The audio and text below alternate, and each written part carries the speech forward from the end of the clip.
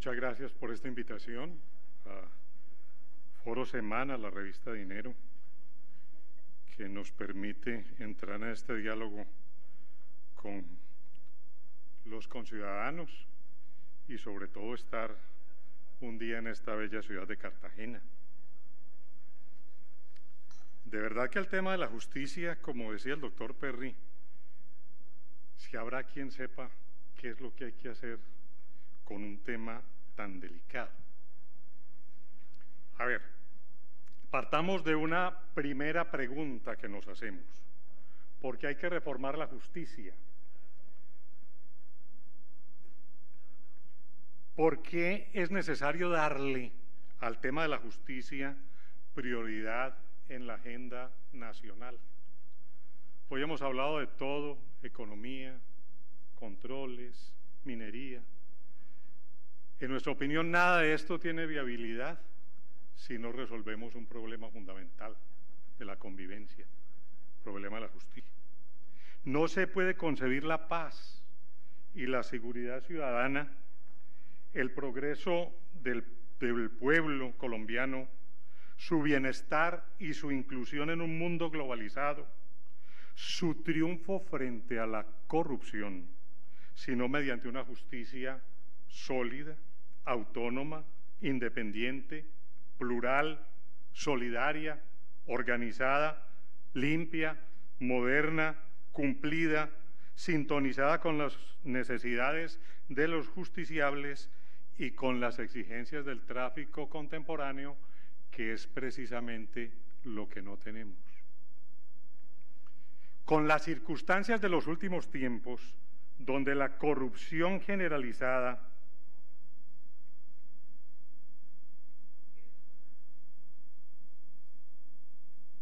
no sé dónde se pasa. A ver si nos colaboran en ir pasando las diapositivas, por favor.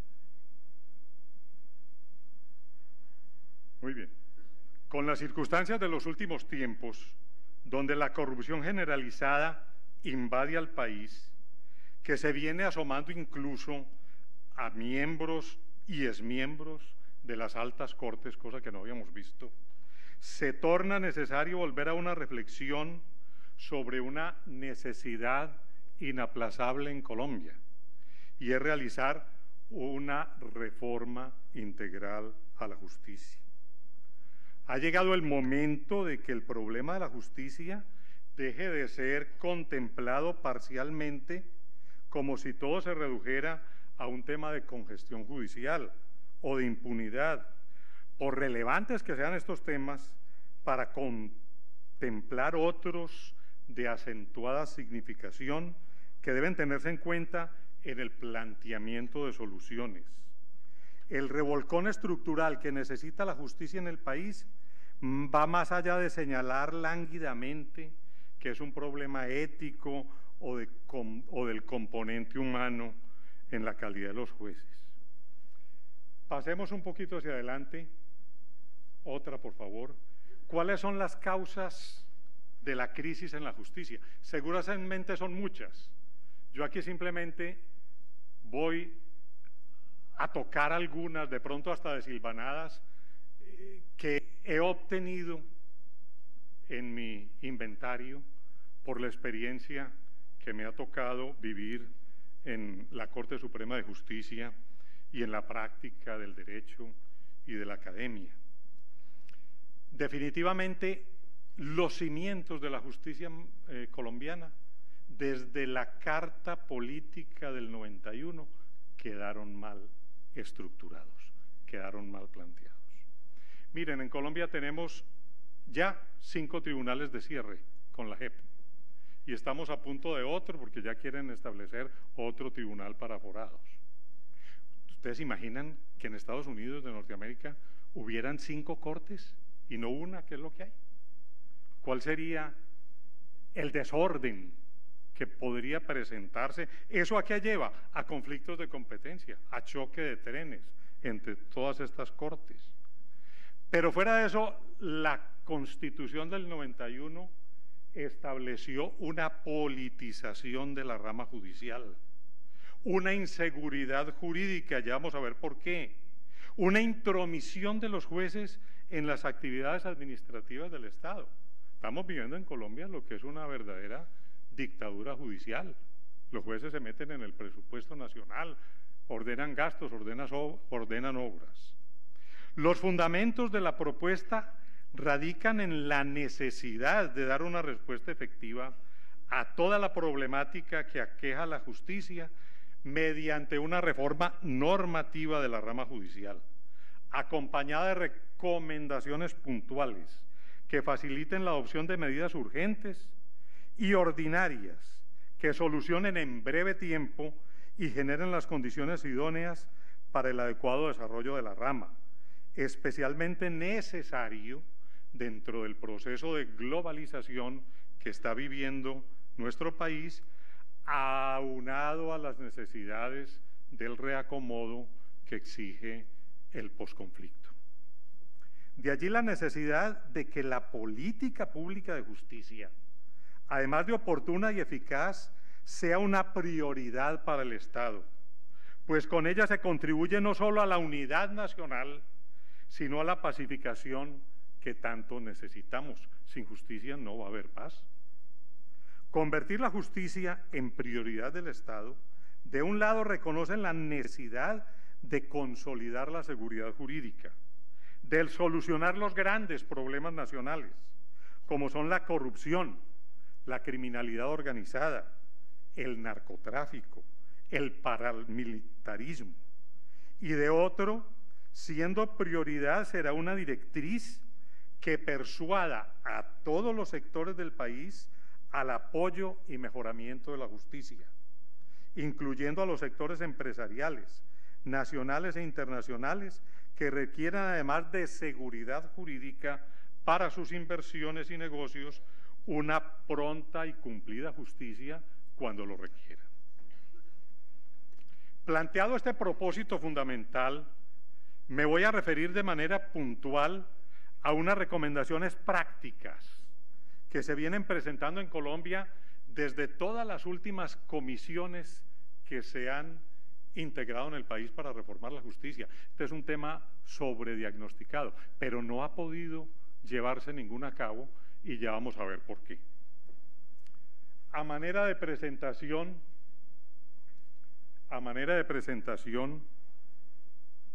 hay un punto fundamental. Un sistema de justicia requiere credibilidad, credibilidad de la población, de los justiciables, y debe brindar confianza a los ciudadanos. De lo contrario, no puede cumplir con su función.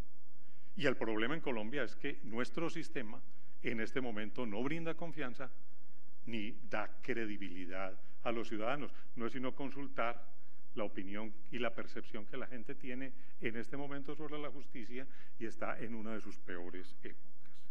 Lo primero que hay que hacer para evitar la corrupción en la justicia es eliminar desde la Constitución toda injerencia que la política pueda tener con los jueces.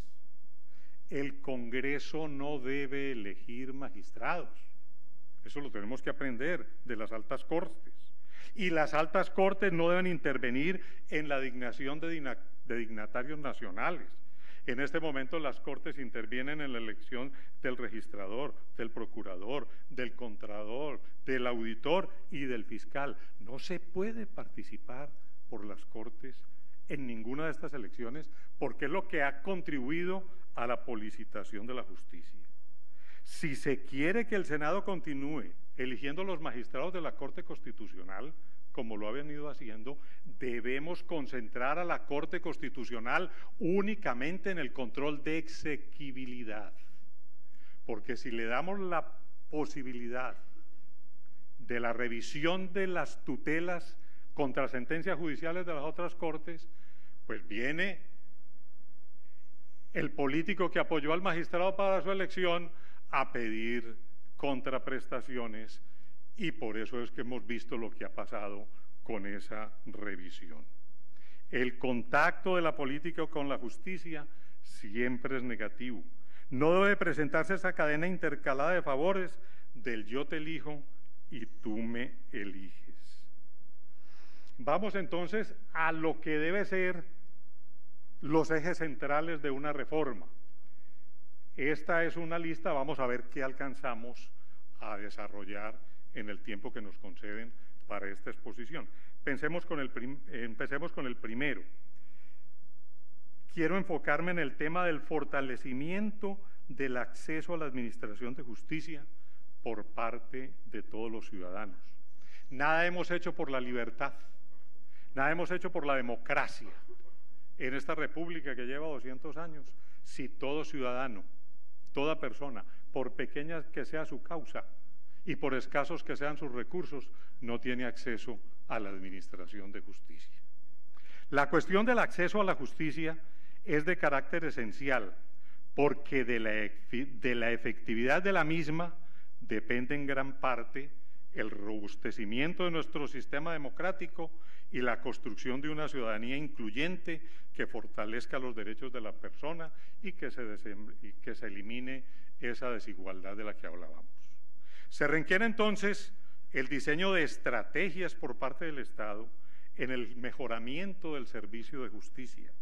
Para ello no basta promover probidad, conocimiento, celeridad y buen juicio del juzgador, sino que es decisivo también que el legislador contribuya con el propósito de esclarecer los derechos y precisar las obligaciones de los ciudadanos. En tal virtud, la rama judicial, en asocio a la de la legislativa, cumplen una función relevante de cara a la colectividad, lo que explica que uno y otro no deban ahorrar esfuerzos en dicha labor. Ahora bien, no se puede pretender que por el camino de una reforma constitucional se resuelva totalmente el problema de acceso a la justicia.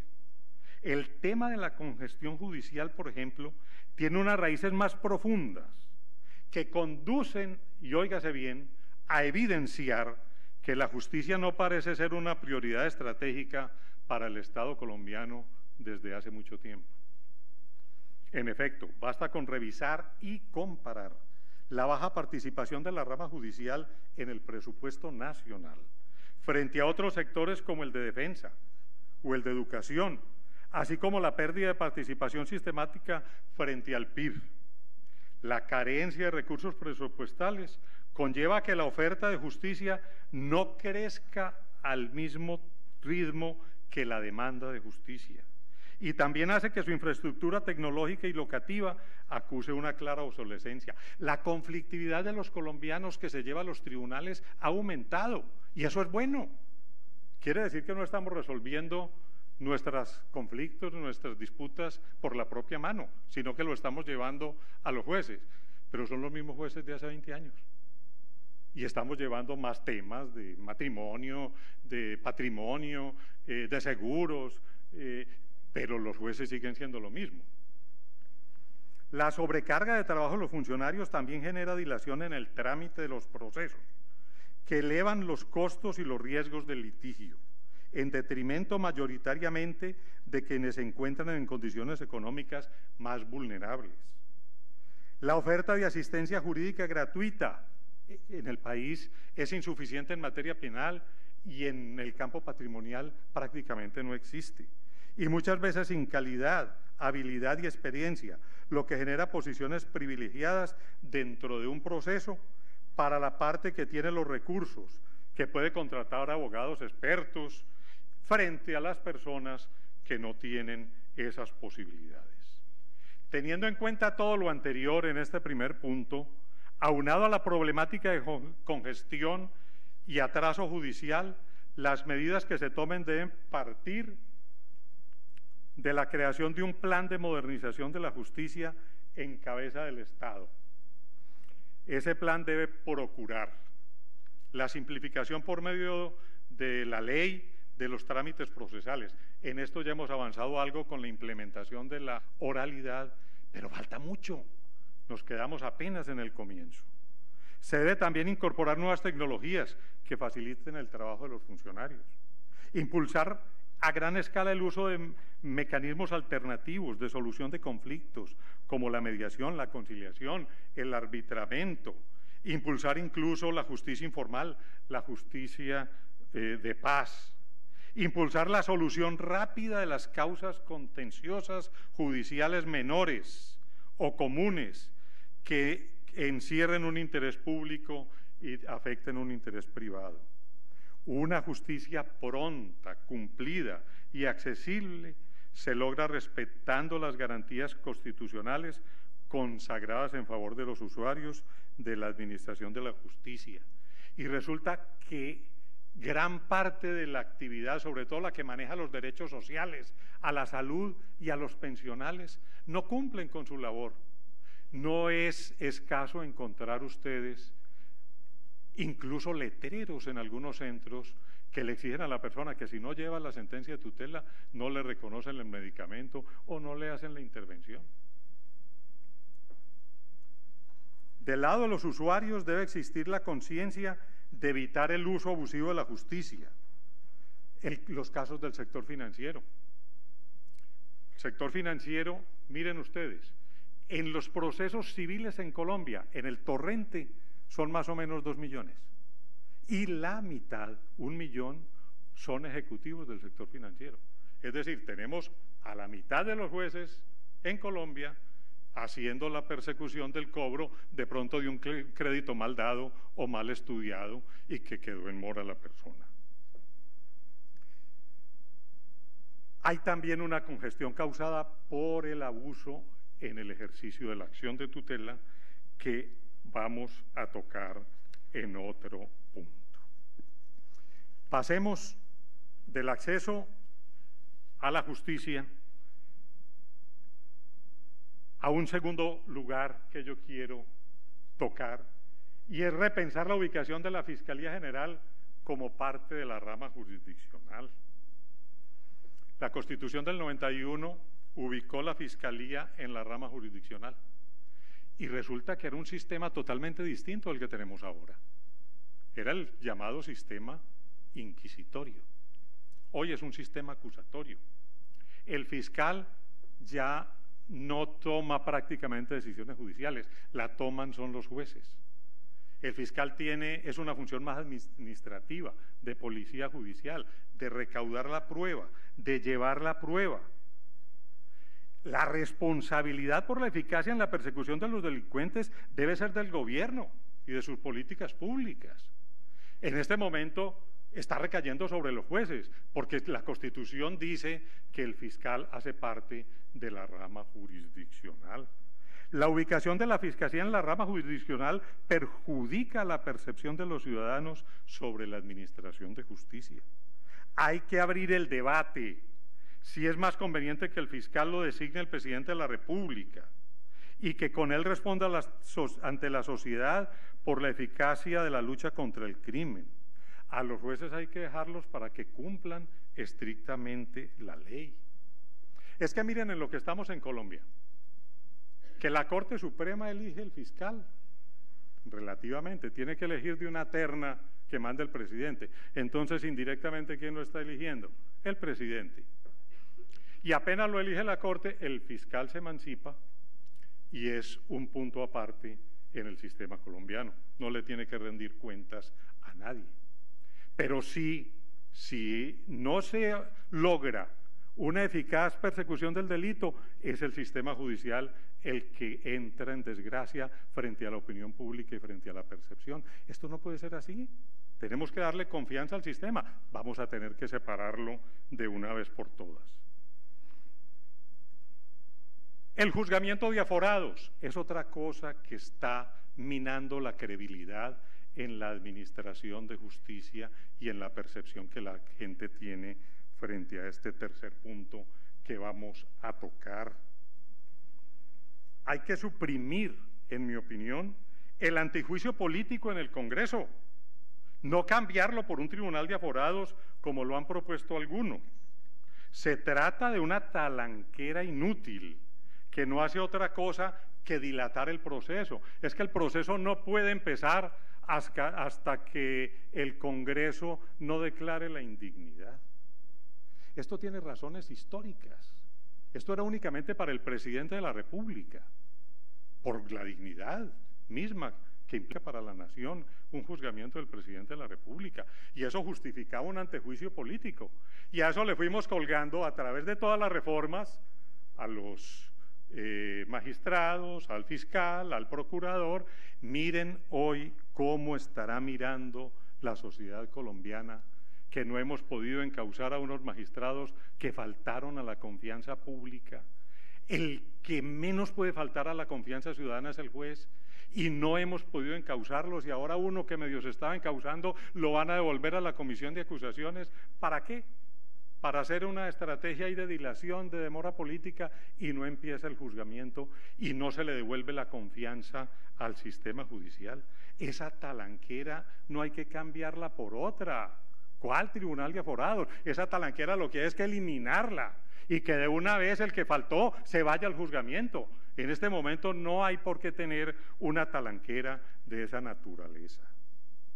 Hay unas propuestas que para poder recuperar esa credibilidad en la administración de justicia hay que hacerlas de forma inmediata frente a la corrupción.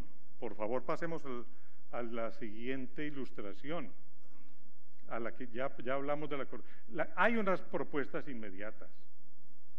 Miren, lo estamos señalando, el Congreso está en mora. Hay un recurso de revisión.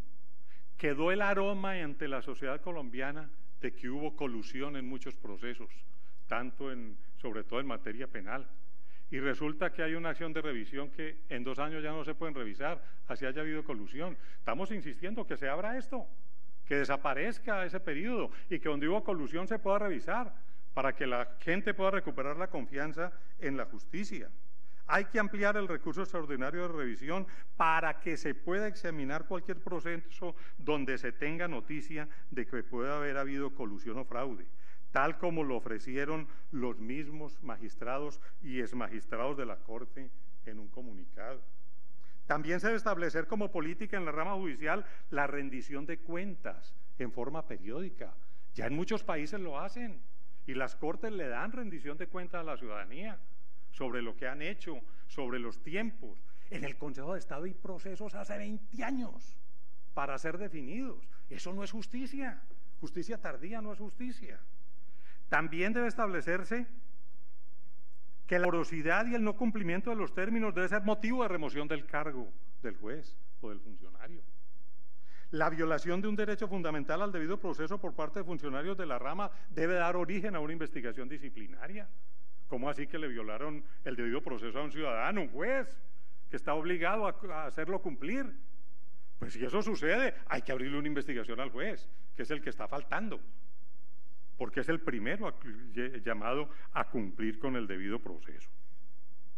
Hay un quinto punto que tiene que ver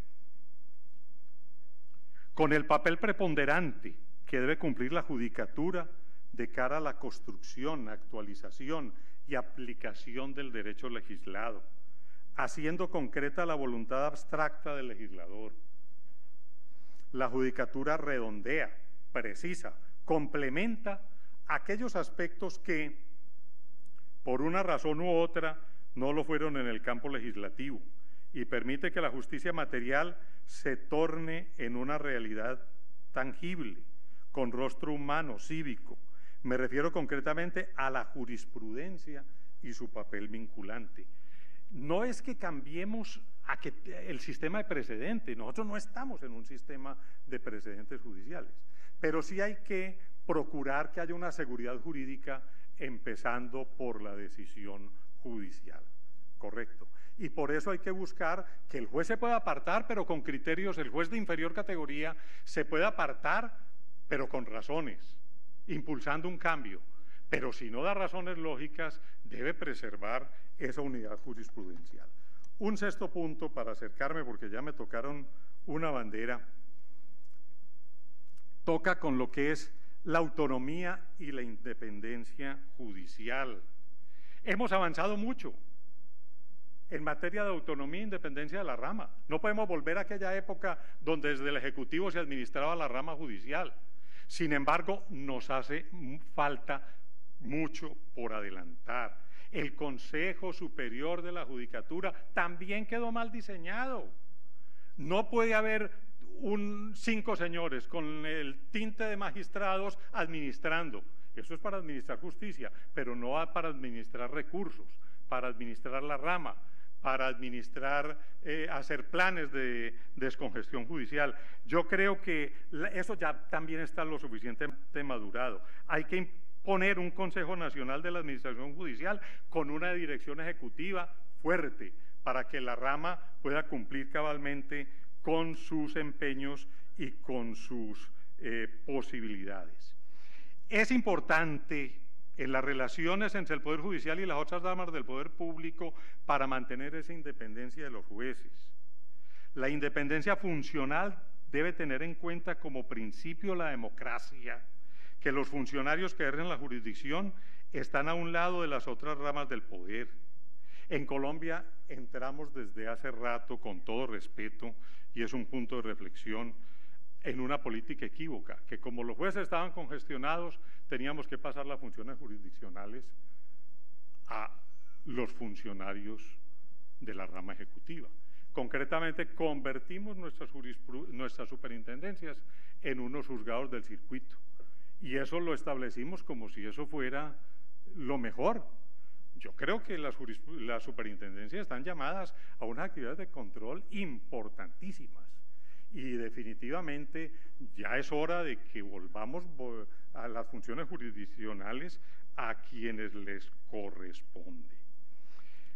La acción de tutela, y es el último punto que me voy a detener para no usurpar tiempo ajeno, hay que robustecerla, pero la forma de robustecerla es precisamente regulando. Creo que se ha abusado mucho de la acción de tutela en Colombia. Ya hemos dicho que hay que definir más cuáles son los criterios con los que se están aplicando acciones de tutela para la violación de derechos fundamentales.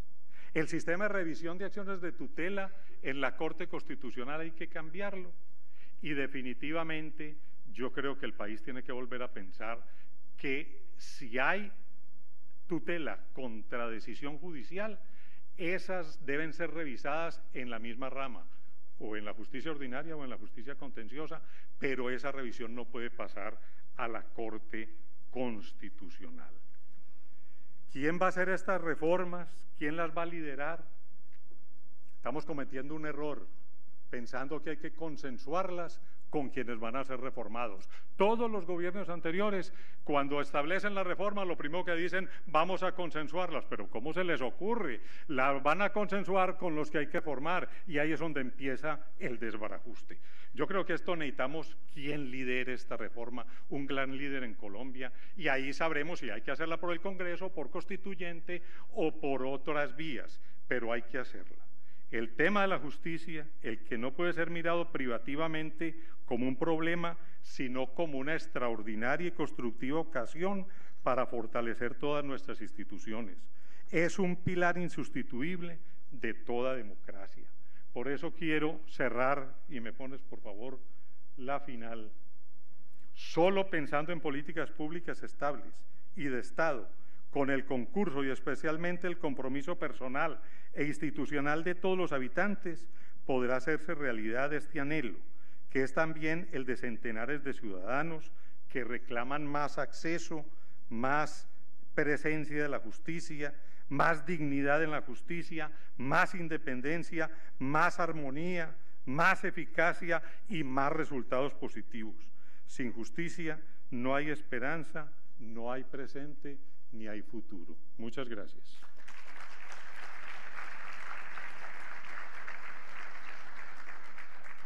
Bueno, muchas gracias, qué juicio, y nos queda este último y maravilloso panel para